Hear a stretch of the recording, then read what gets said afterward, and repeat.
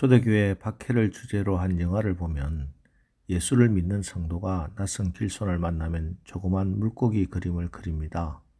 상대방도 물고기 그림을 또 그립니다. 그러면 우리는 같은 그리스도인입니다 하는 의미입니다. 왜 물고기인가?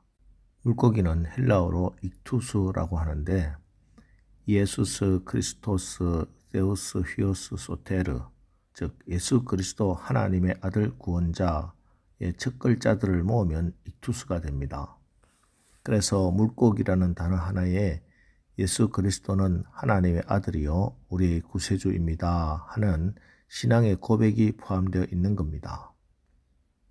발각되면 체포되어 화형을 당할 수도 있고 사자의 밥이 될 수도 있지만 하나님의 아들 우리 주 예수 그리스도를 나의 구세주로 믿습니다. 이 고백 하나에 생명을 걸었던 것입니다. 그렇습니다. 나에게 예수님은 도대체 누구신가? 이 질문에 생과 사의 갈림길이 있고 영원한 축복과 영원한 절망, 저주의 길이 갈라지는 것입니다. 이 사실을 분명히 밝혀준 말씀이 오늘 말씀입니다. 요한복음 8장 12절 나는 세상의 빛이니 나를 따르는 자는 어둠에 다니지 아니하고 생명의 빛을 얻으리라. 예수님이 오시기 600여 년 전에 이사야 선지자는 성령의 감동으로 이렇게 예언했습니다. 이사야 9장 1절 2절 전에 고통받던 자들에게는 흑암이 없으리로다. 옛적에는 여호와께서 스불론 땅과 납달리 땅이 멸시를 당하게 하셨더니 후에는 해변길과 요단 저쪽 이방의 갈릴리를 영화롭게 하셨느니라.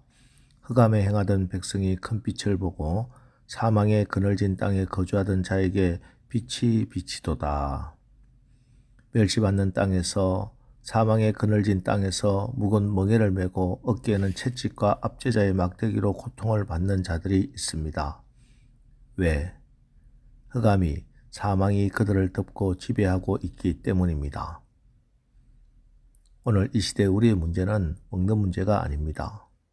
어둠이 우리를 덮고 있는 것이 문제입니다. 예수님이 당신 스스로를 세상의 빛이라고 말씀하신 것은 이 세상의 어둠이라는 말씀입니다. 어떤 어둠입니까?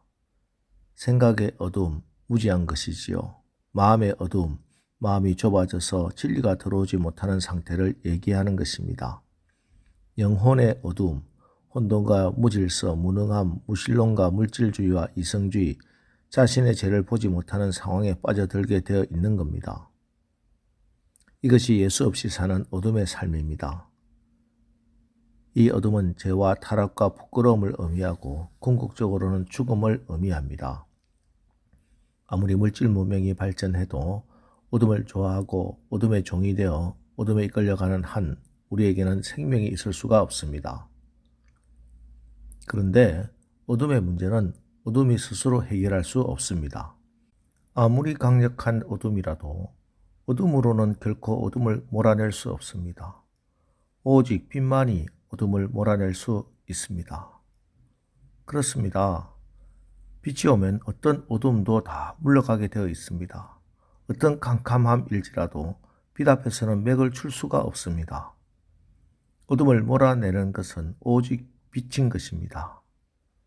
그래서 땅에 있는 모든 어둠은 하늘에서 빛이 비추어져야 합니다.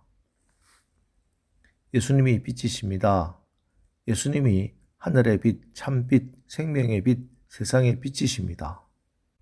여러분, 우리 주님이 빛이라는 이 말씀은 어떤 비유나 상징이 아닙니다. 예수님이 빛이라는 이 사실은 사실이요, 진실이요, 실제입니다.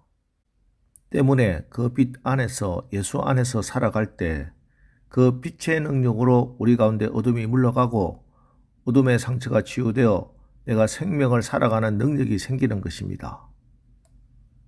자, 그럼 주님이 빛이 비추시면 우리 자신과 우리 환경과 우리 주변에 어떤 일이 일어나는가?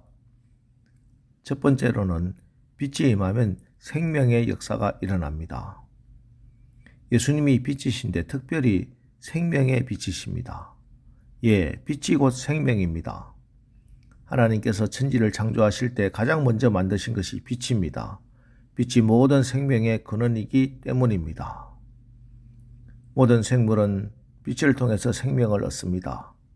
식물들은 광합성을 통해서 영양을 만들고 생명을 누리고 생명을 나누어 줍니다. 빛이 없으면 모든 활동이 중단됩니다. 생명의 활동은 빛으로부터 출발하기 때문입니다. 따라서 빛은 우리에게 풍성한 생명을 줍니다. 그래서 주님의 빛이 비추면 치유와 회복의 역사가 일어나는 것입니다.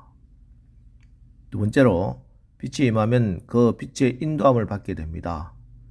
빛을 본다는 것은 빛 자체를 본다는 뜻과 함께 빛으로 빛을 통하여 다른 것을 본다는 말씀입니다. 빛이 없는 어둠 속에는 아무것도 볼 수가 없습니다. 길이 보이지 않습니다. 여러분, 하나님의 인도하심이 없이는 절대 이 광야 같은 인생을 무사히 건널 수가 없습니다. 눈을 들어 빛을 바라보십시오. 빛 대신 예수님께 집중하십시오. 빛 대신 예수님으로 충만하십시오. 때로는 이해가 안 돼도 어떤 때는 실패의 현장에서 피를 흘리며 쓰러져 있어도 변함없는 사실은 빛 대신 우리 주님이 지금도 여전히 나를 인도하고 계신다는 사실입니다.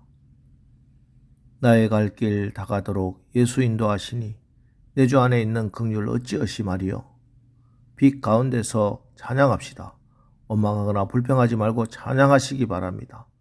그래서 주님 앞에서 우리 모두 내 인생 여정길 빛 대신 주님이 인도하셔서 무사히 이곳에 왔다고 찬양할 수 있는, 고백할 수 있는 우리 모두가 되길 주님의 이름으로 축원합니다. 그리고 빛이 임하면 기쁨의 삶을 살게 됩니다. 시편 97편 11절 의인을 위하여 빛을 뿌리고 마음이 정직한 자를 위하여 기쁨을 뿌리시는 도다. 참된 기쁨은 사람이 몸부림치고 땀 흘려서 얻어지는 사람의 열매가 아니라 오직 성령의 역사를 통해서 우리에게 주어지는 성령의 열매입니다. 미국의 저명한 여류 작가 엘리자 에드먼즈 히윗이 37살 되던 겨울 사고로 척추를 다쳐 수개월 동안 병상에 누워있게 되었습니다. 그러던 어느 봄날 태양빛 아래에서 만물이 소생하고 있는 것을 보고 은혜가 임해서 시를 쓰기 시작했습니다. 그 시가 오늘 바로 우리가 부른 찬송가 428장입니다. 내 영혼에 햇빛 비치니 주 영광 찬란해 이 세상 어떤 빛보다 이 빛 더 빛나네 주의 영광 빛난 그 빛 내게 비춰 주시옵소서 그 밝은 얼굴 배울 때 나의 영혼 기쁘다. 4절에서 그녀는 더 감격에 겨운 고백을 하고 있습니다. 내 영혼에 희락이 있고 큰 소망 넘치네. 주 예수 복을 주시고 또 내려주시네. 주의 영광 빛난 그 빛 내게 비춰 주시옵소서. 그 밝은 얼굴 배울 때 나의 영혼 기쁘다. 주님 안에서라면 어떤 비참함도 어떤 고난도 심지어 죽음마저도 우리의 기쁨을 꺾을 수 없습니다. 세상의 빛은 주님이십니다. 오늘 하루도 빛 대신 주님을 가까이 하시기 바랍니다. 그래서 하나님이 주시는 생명의 역사와 치유와 회복의 역사를 경험하며 최고로 복된 길로 인도함을 받아 기쁨으로 살아가시길 주님의 이름으로 축원합니다. 기도하겠습니다. 하나님, 우리가 이 세상 모든 흑암을 물리치시고 참 빛으로 오신 주님을 믿어 빛의 자녀로 거듭났음을 믿습니다. 생명의 빛으로 오신 예수 안에 있는 그 생명의 빛, 구원의 빛을 우리에게 비추사 모든 질병과 약함을 몰아내고 아름답고 건강하고 행복한 삶을 살게 하옵소서. 우리의 삶을 항상 인도하여 주시고 주님 안에서 환경을 초월한 기쁨의 삶을 살게 하옵소서. 예수님의 이름으로 기도합니다. 아멘. 자, 이제 오늘 말씀을 붙들고 주여 이제 우리가 빛 대신 예수로 인해 예수 안에서 하나님 주시는 생명의 역사와 치유와 회복의 역사를 경험하며 복된 길로 인도함을 받아 기쁨으로 살아가게 하옵소서. 우리 합심해서 기도하고 나가겠습니다. 우리 기도하겠습니다.